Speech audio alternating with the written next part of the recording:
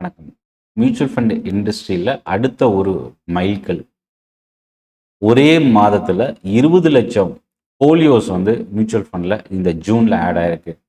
இந்த ஃபோலியோனா என்ன, மியூச்சுவல் ஃபண்டோட இந்த க்ரோத் ஓவரால் ஃப்யூச்சரில் என்ன சொல்ல வருது, இப்போ இன்வெஸ்ட் பண்ணுறதுக்கு சரியான நேரமா, இதை பற்றி தான் இந்த வீடியோவில் பார்க்க போகிறோம். சென்னை ட்ரேடிங் அகாடமி சப்ஸ்கிரைப் பண்ணி வாட்ச் பண்ணுங்கள். ஒவ்வொரு வாரமும் ட்ரைனிங் செஷன்ஸ் வருது. லிங்க் டிஸ்கிரிப்ஷனில் இருக்குது. என்னோட டெலகிராம் குரூப்போட லிங்க்கும் டிஸ்கிரிப்ஷனில் இருக்குது. மார்க்கெட் அப்டேட்ஸ், ஸ்டாக் நியூஸ் நீங்கள் ரிசீவ் பண்ணிக்கலாம். இப்போது வீடியோக்குள்ளே போகலாம். ஒரே மாதத்தில் 20 லட்சம் நியூ மியூச்சுவல் ஃபண்ட் ஃபோலியோஸ் உருவாகி இருக்கு. ஜூன் 2026 ஆம்பியோட இந்த டேட்டா ஏற்கனவே SIP investment record high, all time high. Mutual ஃபண்டோட ஏயுஎம், அதாவது ஓவரால் இந்தியாவில் இருக்கிற எல்லா மியூச்சுவல் ஃபண்ட் ஸ்கீம்ஸையும் இன்வெஸ்டரோட வேல்யூ டோட்டலாக ஆட் பண்ணுறதா இந்த ஏயுஎம், அசெட் அண்டர் மேனேஜ்மெண்ட், 84 லட்சம் கோடியை கிராஸ் ஆயிருக்கு. ஸோ இந்த வளர்ச்சி, இந்த growth என்ன சொல்லுது, இதை பற்றி தான் இந்த வீடியோவில் பார்க்க போகிறோம். இது ஒரு புது ரெக்கார்ட், அதாவது சாதனை அப்படின்னு சொல்லலாம். ஜூன் 2026 அடிஷ்னலாக 20 லட்சம் போர்ட்ஃபோலியோஸ் 20 லட்சம் ஃபோலியோஸ் மியூச்சுவல் ஃபண்டில் ஆட் ஆயிருக்கு. இப்போ பார்த்தீங்கன்னா மொத்தம் இந்த ஃபோலியோஸ்ன்னு பார்த்தீங்கன்னா 27.86 கோடி அளவுக்கு ரீச் ஆயிருக்கு. இதில் நம்ம கவனிக்கக்கூடிய விஷயம் என்னன்னா, மியூச்சுவல் ஃபண்டில் இன்வெஸ்ட் பண்ணக்கூடிய இன்வெஸ்டார், யூனிக் இன்வெஸ்டார்ஸோட எண்ணிக்கை தொடர்ந்து வளர்ச்சி அதிகமாயிட்டே இருக்கு. ஸோ அது ஒரு விஷயமா பார்க்கலாம். இப்போ இந்தியாவில் கரண்ட்ல எவ்வளோ இன்வெஸ்டார்ஸ் இருக்காங்க, யூனிக்காக பார்க்கும்போது 6.19 லட்சம் இன்வெஸ்டார்ஸ் மியூச்சுவல் ஃபண்டில் இன்வெஸ்ட் பண்ணியிருக்கிறாங்க. அதாவது ஒரே இன்வெஸ்டார் பல மியூச்சுவல் ஃபண்ட் ஸ்கீம்ஸ் வச்சிருக்கலாம். எனவே இந்த ஃபோலியோ எண்ணிக்கை அதிகமாக இருக்கிறதுனால இவ்வளோ இன்வெஸ்டார் இருக்காங்களா அப்படின்றதுல, ஆனால் யூனிக்காக பார்க்கும்போது 6 கோடி இன்வெஸ்டர்ஸ்க்கு மேலே இப்போ இருக்கிறாங்க. இது எந்த கான்செப்ட் இல்லை, இதோட அர்த்தம் என்ன அப்படின்னா, ஃபினான்ஷியல் அவேர்னஸ் மக்கள்கிட்ட அதிகமாக இன்க்ரீஸ் ஆகிட்டு இருக்கு. எஸ்ஐபி கல்ச்சர் தொடர்ந்து இன்க்ரீஸ் ஆகிட்டு இருக்கு. ஈக்விட்டி இன்வெஸ்ட்மெண்ட்ல இன்வெஸ்டர்ஸ், முக்கியமாக மக்களுக்கு நம்பிக்கை அதிகமாக இருக்கு. இதுதான் நமக்கு இங்கே உணர்த்துது. இப்போ இந்த 84 லட்சம் 84.18 லட்சம் கோடி இது எங்கிருந்து இன்க்ரீஸ் ஆயிருக்குன்னு பார்த்தீங்கன்னா 0.85% கடந்த வருஷத்தோட கம்பேர் பண்ணும்போது 11% கிட்ட இன்க்ரீஸ் ஆயிருக்கு. இதில் ஆவரேஜ் ஏயுஎம் விட கிட்டத்தட்ட 13% இன்க்ரீஸ் ஆயிருக்கு. நியூ இன்வெஸ்ட்மெண்ட் மட்டும் இல்லை, ஏற்கனவே இருக்கிற இன்வெஸ்ட்மெண்ட்டும் ஏயுஎம் ரைஸ் ஆகிட்டு இருக்கு. இப்போ இந்த ஏயுஎம் இன்க்ரீஸ் ஆகிறதுல 2 கான்செப்ட் இருக்கு. ஒன்று, கொஞ்சம் பேர் வெளியில் போவாங்க இன்வெஸ்ட்மெண்ட்டை, அதாவது அவங்கள ரீடீம் பண்ணிட்டு செல் பண்ணிட்டு பணமாக வெளியில் எடுப்பாங்க. ஒரு சிலர் என்ன பண்ணுவாங்கன்னா, ஏற்கனவே இன்வெஸ்ட்மெண்ட்டோட அந்த எஸ்ஐபி மூலயமா இன்வெஸ்ட்மெண்ட்டை இன்க்ரீஸ் பண்ணுவாங்க, ஃப்ரெஷ்ஷாகவும் இன்வெஸ்ட் பண்ணுவாங்க. இப்போ இந்த 2 கேட்டகரி இன்ஃப்ளோ அண்ட் அவுட்ஃப்ளோ அப்படின்னு சொல்லுவோம்.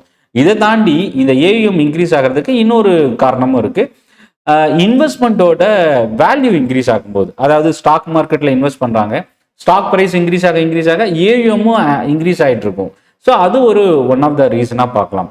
இப்போ இந்த ஜூன் மந்தோட டேட்டாவில் என்ன சொல்கிறாங்கன்னா, ஹைபிரிட் ஃபண்ட் மட்டும் பார்த்தீங்கன்னா 12,893 கோடி ரூபா அளவுக்கு இன்ஃப்ளோ வந்திருக்கு. ரிஸ்க் ரிட்டர்ன் ரெண்டுக்கும் பேலன்ஸ் இருக்குது அப்படின்னு சொல்லலாம். என்னென்னா, ஹைபிரிட் ஃபண்டுன்றது மல்டிபிள் அசெட்டில் ரிஸ்க்கை குறைக்கிறதுக்காக இன்வெஸ்ட் பண்ணக்கூடியது.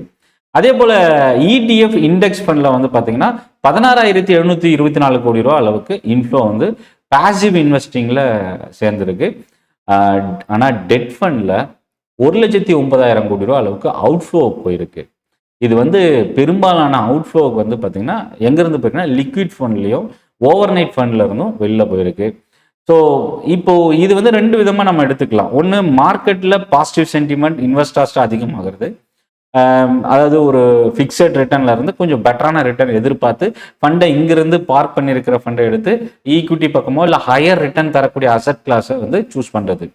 இப்போ எஸ்ஐபி பொறுத்த வரைக்கும் பிலோ 30,000 crore கிட்ட இருந்த எஸ்ஐபி ஒவ்வொரு மாதமும் இப்போ 31,781 கோடி ரூபா அளவுக்கு இன்க்ரீஸ் ஆயிருக்கு. இது ஒரு ஆல் டைம் ஹை அப்படின்னு சொல்லலாம்.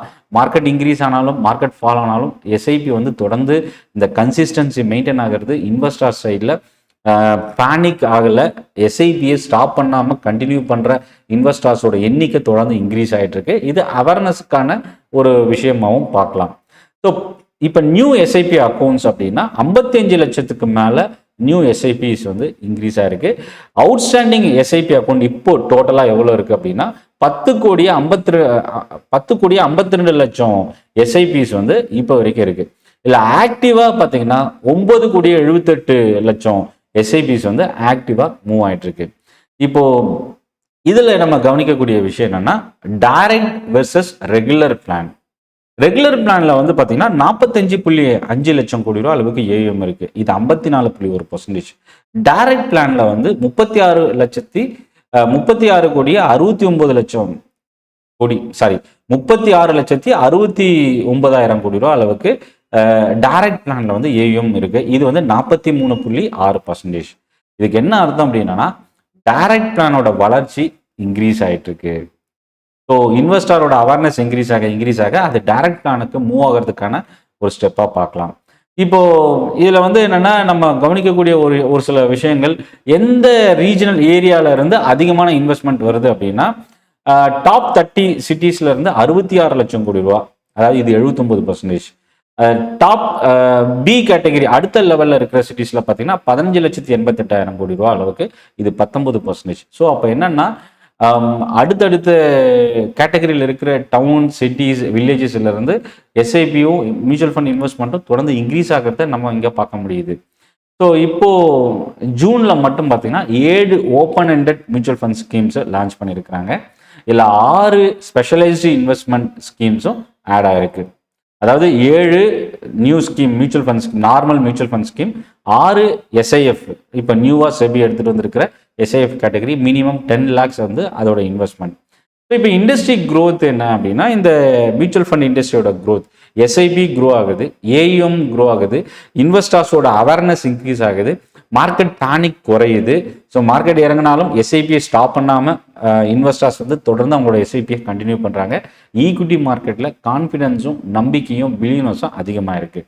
ஸோ ஓவரால் இந்த டேட்டா என்ன சொல்லுதுன்னா மியூச்சுவல் ஃபண்ட் இன்வெஸ்ட்மெண்ட்டில் இன்வெஸ்டர்ஸ்க்கு இருக்கிற ட்ரஸ்ட், பிலீவ்னஸ், கான்ஃபிடென்ஸு ஒரு லாங் டேர்ம் இன்வெஸ்ட்மெண்ட்க்கு ஒரு ஃபோக்கஸ்டாக இந்த டேட்டா நமக்கு உணர்த்துது. ஸோ இந்த வீடியோ பற்றின உங்களோட ஃபீட்பேக் கமெண்ட்டில் போஸ்ட் பண்ணுங்கள். சென்னை ட்ரேடிங் அகாடமி சப்ஸ்கிரைப் பண்ணி வாட்ச் பண்ணுங்கள். நன்றி, வணக்கம்.